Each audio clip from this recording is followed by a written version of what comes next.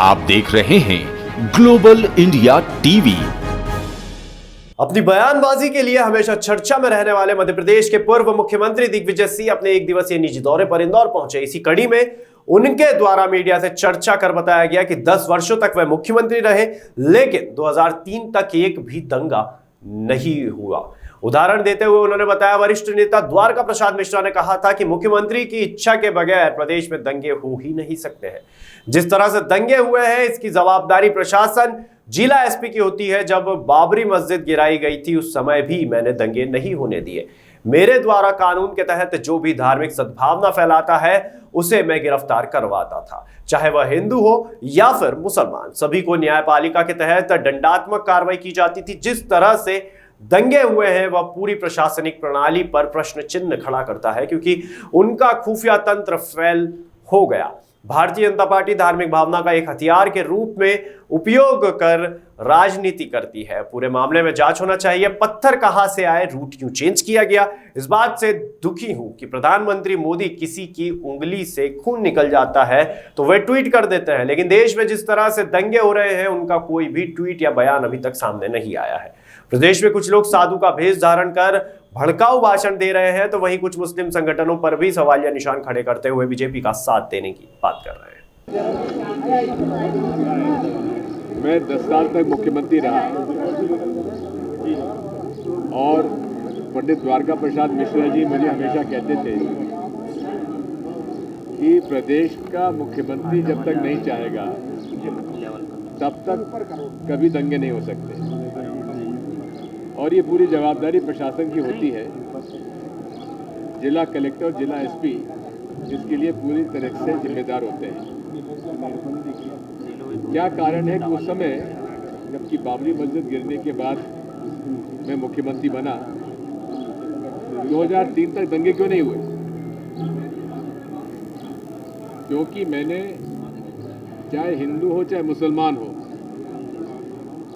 जिसने भी धार्मिक उन्माद फैलाने का प्रयास किया उसको मैंने गिरफ्तार किया, सख्ती की। आज जो हो रहा है उसमें पूरी तरीके से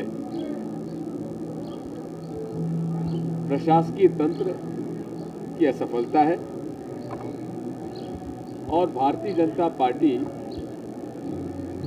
की सरकार जो है, इनके लिए धार्मिक उन्माद सबसे बड़ा हथियार है, जिसका ये राजनीतिक उपयोग करते हैं हिंदू मुसलमानों को बांटने के लिए। इसकी जांच होनी चाहिए। क्या आखिर पत्थर कहां से आए, किसने फेंके, रूट क्यों चेंज किया गया। सवाल ही तो पूछे थे। क्या किसी पूजा स्थल पर बिना उनकी इजाजत के झंडा फहराना क्या उचित है? मैंने ये तो पूछा था कि जुलूस निकालने में मैंने अपने समय नियम बनाया हुआ था, किसी का भी जुलूस हो उसमें हथियार का उपयोग नहीं किया जाएगा। हथियार में तलवार भी आती है, और आर्म्स एक्ट में 3 इंच से बड़ी जो ब्लेड है उसका लाइसेंस आवश्यक है। जिला प्रशासन क्या कर रहा था?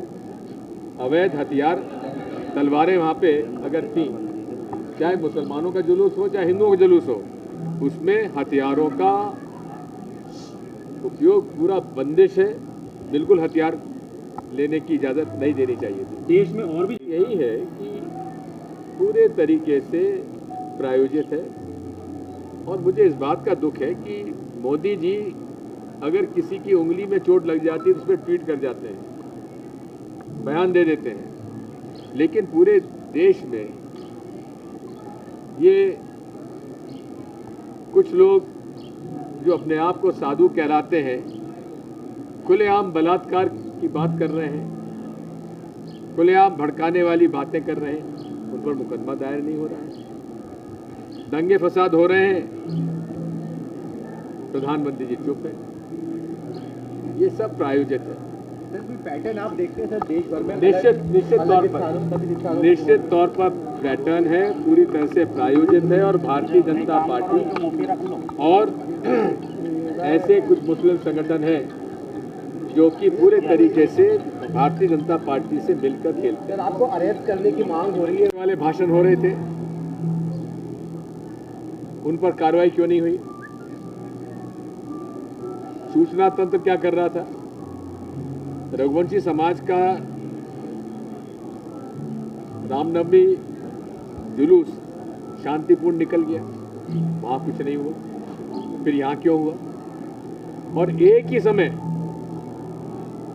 समय 5 जगह पत्थरबाजी हुई।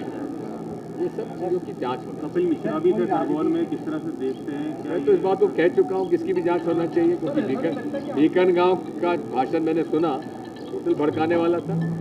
और ये भी एक अजीब सी बात है कि मैं जिसने जीवन भर भाईचारे की बात की, प्रेम सद्भाव और अहिंसा की बात की, उस पर दंगा भड़काने वाले और उन्माद फैलाने का मुझ पर मुकदमा दायर किया। इंदौर से अमर वर्मा की रिपोर्ट।